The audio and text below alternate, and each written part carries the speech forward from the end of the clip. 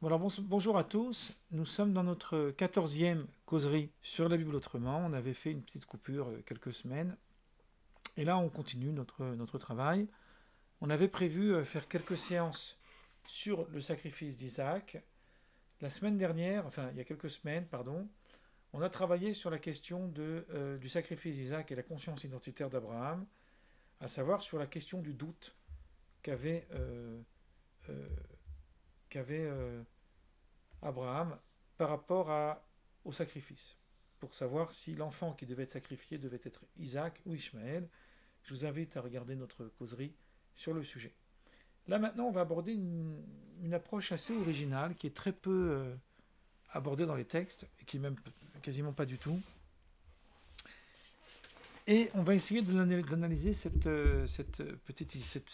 passage à partir d'éléments plutôt on va dire, on va oser en fait une certaine approche. On va voir, vous allez voir tout de suite où je veux vous emmener.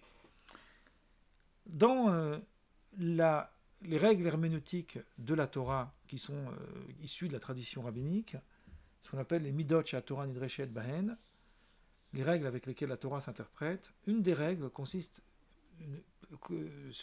s'appelle le Hekesh. Qu'est-ce que c'est le Hekesh?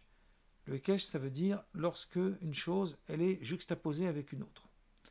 Lorsque une chose elle est juxtaposée avec une autre, c'est qu'elles ont forcément, les deux sujets ont forcément un lien. Et là, il se trouve que lorsqu'on lit le texte de la Torah, le chapitre en fait du livre de la Genèse, qui nous parle du sacrifice d'Isaac, donc le chapitre 22 de la Genèse, on voit qu'il est suivi immédiatement d'un verset qui nous parle de la mort de Sarah. Donc le verset commence par nous parler de son âge, chapitre 23, et le deuxième verset nous dit Sarah mourut à Kiryat Arba, donc c'est le lieu où elle a été enterrée, à Hebron, Hébron, la ville de la Terre Sainte, dans le pays de Canaan, et Abraham vint pour mener deuil sur Sarah et pour la pleurer. Le Midrash, que reprend Rashi dans son commentaire sur la Torah, pose la question de la juxtaposition des deux récits. Pourquoi la mort de Sarah est-elle racontée au retour d'Abraham avec son fils après avoir tenté de le sacrifier pour Dieu? Alors Rashi nous raconte une sorte de parabole, enfin c'est pas un parabole, mais c'est pas dans le texte évidemment, mais c'est la littérature midrashique, qu'un messager serait venu annoncer à Sarah qu'Abraham est parti de bon matin pour aller sacrifier son fils, Isaac, enfin, donc l'enfant de Sarah. Et que finalement, Dieu n'a pas accepté qu'il aille au bout de ce projet, et que tout va bien, Isaac est vivant. Vous savez, c'est un peu comme tout va très bien, Madame la Marquise. Et effectivement, Isaac n'a pas été sacrifié. Mais le messager n'a pas eu le temps de finir sa phrase. Dès que Sarah a entendu qu'Abraham était parti pour tuer son fils, elle s'est étouffée, elle est morte. C'est un texte assez édifiant que nous raconte le Midrash. Je voudrais ici d'abord ajouter une idée un peu morale, mais que je trouve assez intéressante. C'est que souvent, quand on est annonciateur de quelque chose, il faut faire attention à la manière dont on agence ses phrases.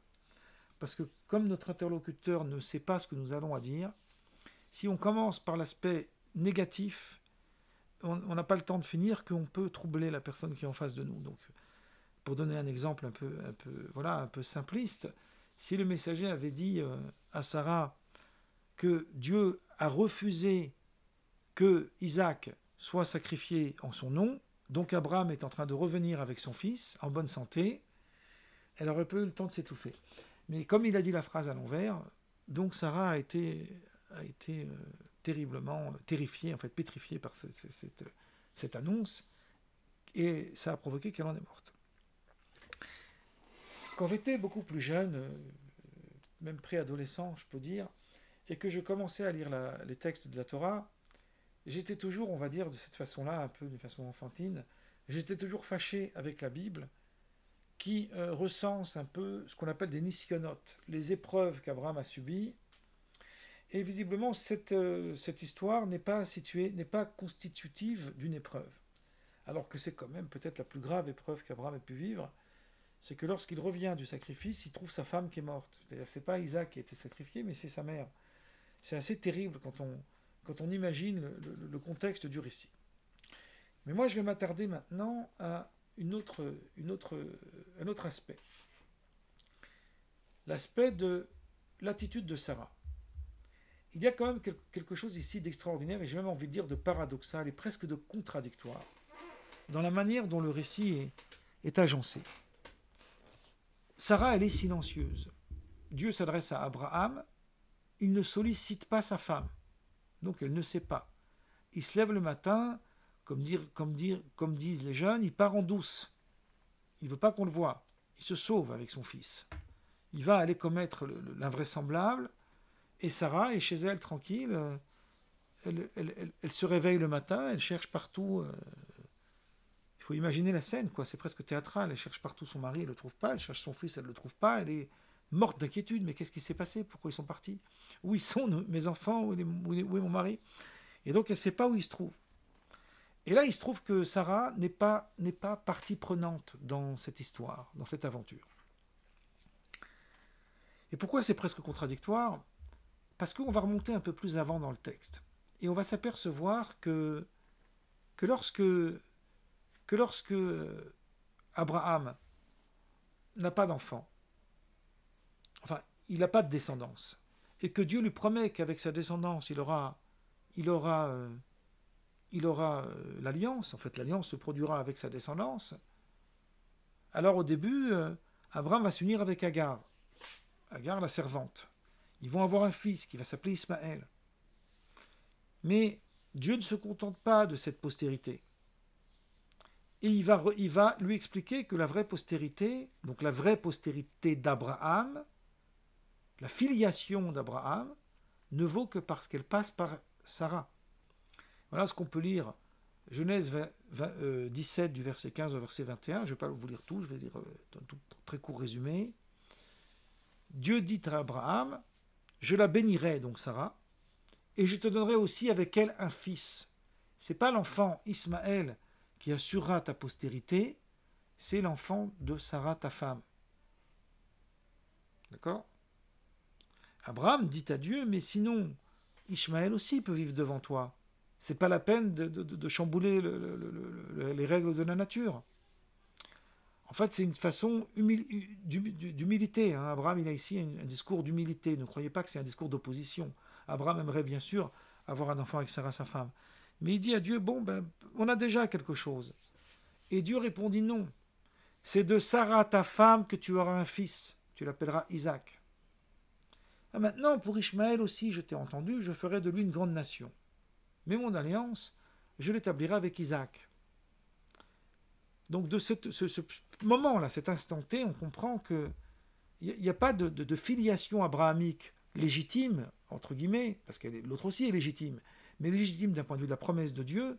Je vous invite à aller voir la séance précédente, on a parlé de ça. Si l'enfant n'est pas l'enfant des entrailles de Sarah. Donc Sarah, elle n'est pas partie prenante ici, le texte n'en parle plus, elle n'est plus là. Sa réaction vient a posteriori, et elle nous invite à réfléchir. On va en venir tout de suite. Là, je pose, si vous voulez, les éléments. Je vais ajouter encore une chose pour enfoncer le clou. Je vais le dire de cette façon-là, un peu amusante, parce que l'idée, c'est aussi d'être un peu amusant dans le contexte de la Bible autrement. C'est que Sarah, c'est presque une récidiviste, on pourrait dire. Vous avez déjà l'anecdote à propos de laquelle j'ai fait une causerie entière dans la Bible autrement, donc vous pourrez voir sur ma chaîne YouTube, où le texte met en scène Dieu, Abraham et Sarah, qu'au moment où les anges, les messagers, sont venus annoncer à Abraham qu'il allait avoir un fils, vous rappelez bien le contexte, Sarah s'est mise à rire. Et Dieu est allé voir Abraham, il lui a dit, mais ta femme, elle a rigolé, elle se moque de nous, quoi. Et Abraham, il va voir Sarah, il lui dit, mais pourquoi tu as rigolé? Et Sarah va lui dire, non, j'ai pas rigolé. Je vous invite d'aller voir là, ce passage. Et à la fin, l'enfant va naître, et Sarah va l'appeler Yitzhak. Yitzhak, ça veut dire le rieur. littéralement en hébreu. Et pourquoi elle va l'appeler Yitzhak? Parce que Dieu a provoqué pour moi le rire. Quiconque l'apprendra rira de moi. Donc c'est une sublimation de l'impossible qui devient possible, puisqu'à 90 ans, on ne peut pas avoir un enfant quand on est une femme. Et donc on voit ici un contexte assez particulier. Il y a presque une sorte la Bible veut jouer, veut s'amuser avec nous. Elle nous raconte des choses et puis on les construit comme ça. D'un côté, on a Abraham qui est prêt à ce que l'alliance passe par Ismaël, et Dieu lui dit non, ça va passer par Sarah. Et de l'autre côté, on a Sarah qui rigole de cette annonce, alors que c'est elle le cœur du sujet, plus qu'Abraham, puisque la filiation d'Abraham, elle est déjà assurée par Ishmaël. C'est très intéressant de chambouler un petit peu nos habitudes quand on lit la Bible, et s'apercevoir qu'en fait, on est en train de nous dire autre chose, quelque chose qu'on n'attend pas. Et je vais aller un peu plus loin pour enfoncer encore plus le clou. Parfois, comme disent nos maîtres, c'est plus important une bonne question qu'une mauvaise réponse. L'idée ici, c'est pas toujours forcément de trouver la bonne réponse, mais c'est de poser les bonnes questions. Et quand on n'a pas les bonnes questions, on n'a pas les bonnes réponses. C'est pour ça que le Talmud, enfin c'est une phrase rabbinique connue, nous dit la question d'un sage, c'est la moitié d'une réponse. Dès qu'on a posé la bonne question, on est sur le chemin. Je vais vous lire un autre passage à propos du contexte du renvoi d'Ishmaël. De quoi s'agit-il? Lorsque Abraham mit au monde Ishmaël, l'enfant grandit, nous dit le texte, dans le chapitre 21 de la Genèse, et fut sevré. Donc, l'enfant grandit, on parle ici d'Isaac, excusez-moi, chapitre 21 de la Genèse, on parle d'Isaac. Donc Isaac est né, Ishmaël a, selon le texte, dans la tradition rabbinique, on fait un calcul pour nous le montrer, il a 13 ans de différence avec son frère. Ishmaël est 13 ans plus âgé que lui. Et donc une fois que l'enfant est grandi, Abraham il fait un grand festin. Et à ce moment-là, Sarah, elle voit que Agar, l'Égyptienne, celle qui avait enfanté avec Abraham, donc Ishmaël, s'est mise à rire. Et donc Sarah n'est pas contente. Et elle dit à Abraham, chasse cette servante et son fils, car le fils de cette servante n'héritera pas avec mon fils, n'héritera pas avec Isaac.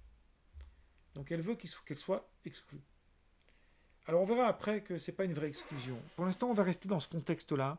Ce qui compte, c'est que Sarah décide que maintenant, Agar avec Ishmaël doivent partir. Alors qu'au départ, c'est elle qui avait conseillé à Abraham de s'unir avec Agar pour avoir un enfant. C'est très très particulier. Le positionnement de Sarah est c'est presque édifiant. Donc elle lui dit de partir. Mais Abraham ne veut pas. Cette parole des plus forts aux yeux d'Abraham à cause de son fils. Il ne veut pas rejeter son fils. Mais Dieu dit à Abraham que cela ne déplaise pas à tes yeux à cause de l'enfant et de ta servante.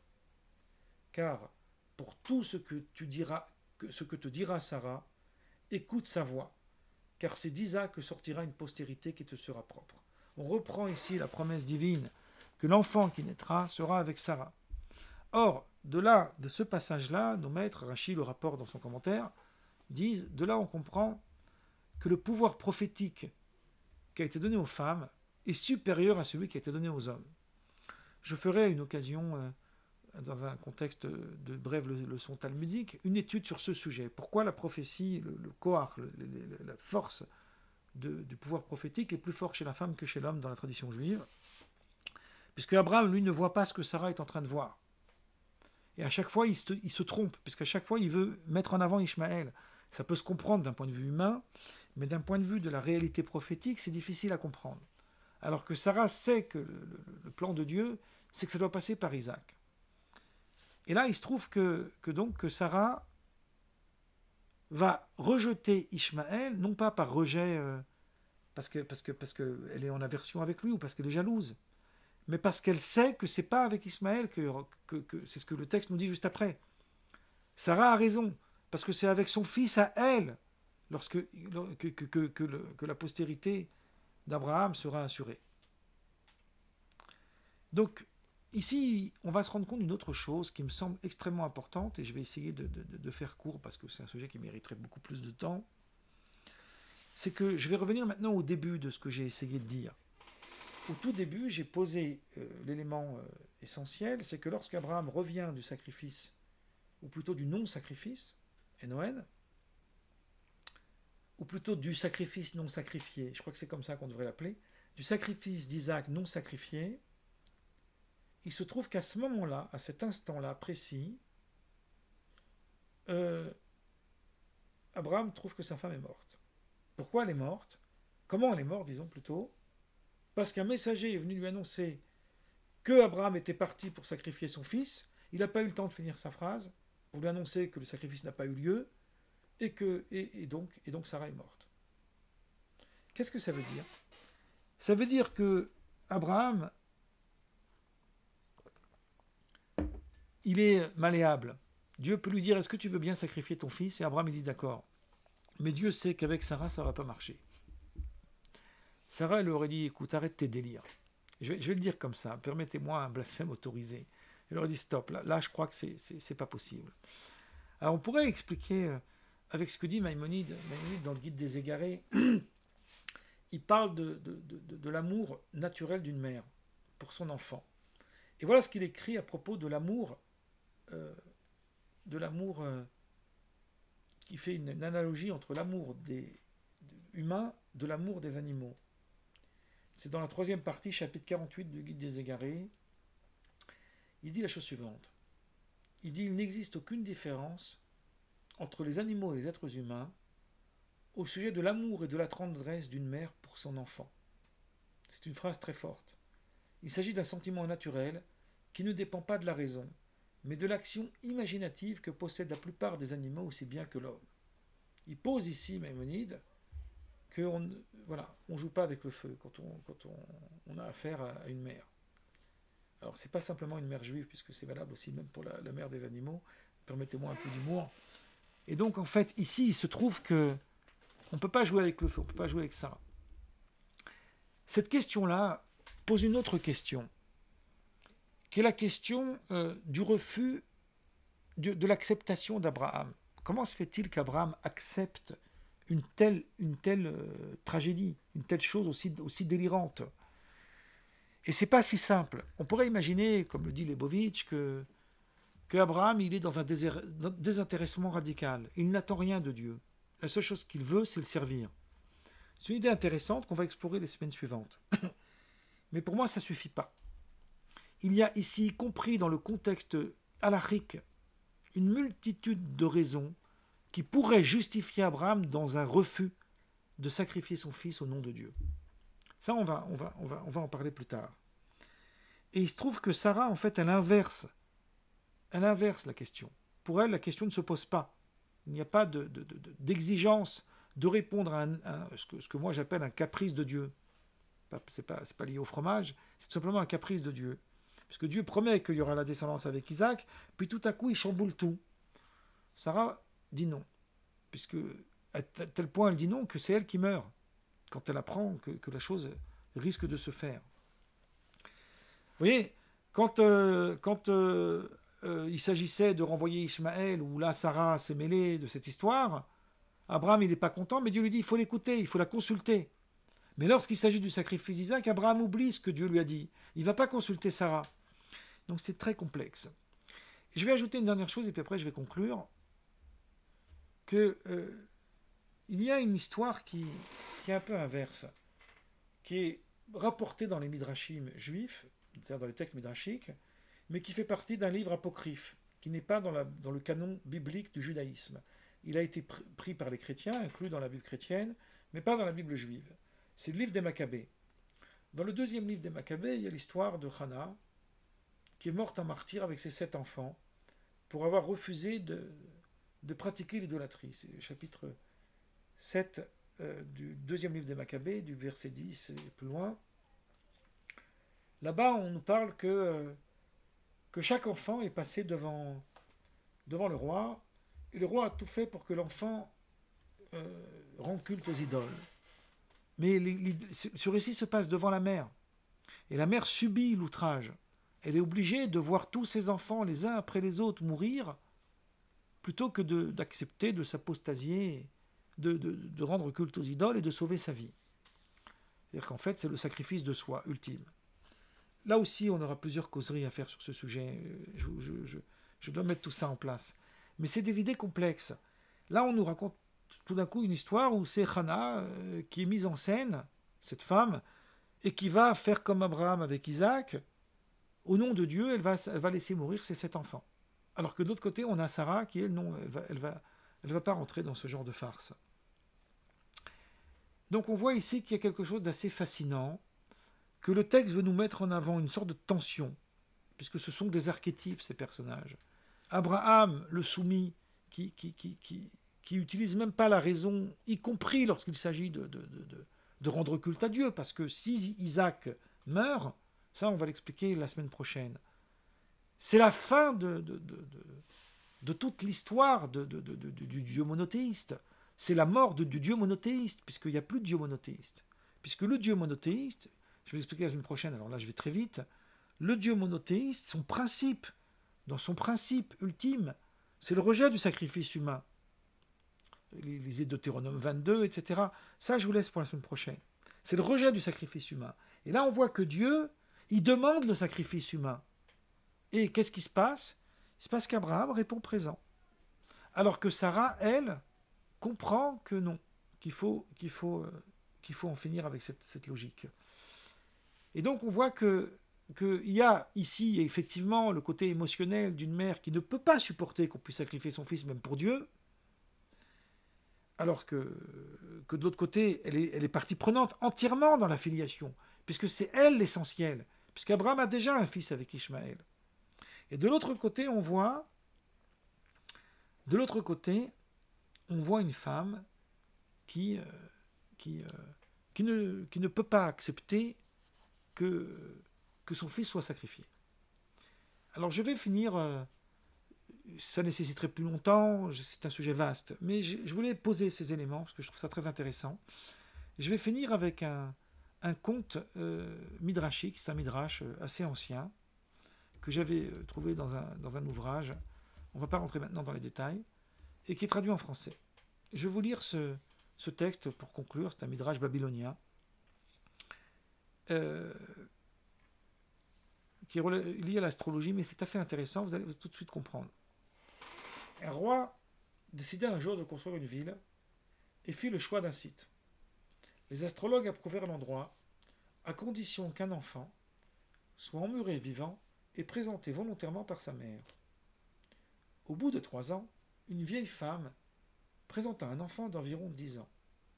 Au moment d'être emmuré, l'enfant déclara au roi: « Laisse-moi poser aux astrologues 3 questions. Si leur réponse est correcte, alors ils auront bien lu les signes. Mais dans le cas contraire, ils doivent avoir erré. » Donc quelles sont les 3 questions? Première question, qu'est-ce qu'il y a de plus léger? Deuxième question, qu'est-ce qu'il y a de plus doux?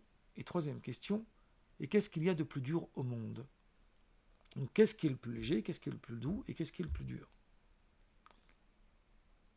Au bout de 3 jours, les astrologues donnèrent leur réponse. Le plus léger, c'est la plume. Le plus doux, c'est le miel. Et le plus dur qu'il y a au monde, c'est la pierre. Hein, la plume, le miel et la pierre. Le jeune garçon éclata de rire et s'exclama: « N'importe qui pourrait en dire autant. Non. La chose la plus légère au monde, c'est un enfant dans les bras de sa mère. Il n'est jamais lourd. Ce qu'il y a de plus doux, c'est le lait de sa mère. Et le plus dur, c'est pour la mère d'apporter elle-même son enfant pour être emmuré vivant. » Les astrologues furent confondus et durent reconnaître qu'ils avaient mal lu les étoiles. Ainsi l'enfant fut-il épargné. C'est une parabole midrashique. Cette parabole midrashique nous renseigne là encore sur le lien d'amour qu'il y a entre une mère et son enfant. Et je pense que c'est une belle conclusion pour justifier justement l'attitude de Sarah dans ce récit énigmatique du sacrifice d'Isaac. Donc là, je vais arrêter la vidéo.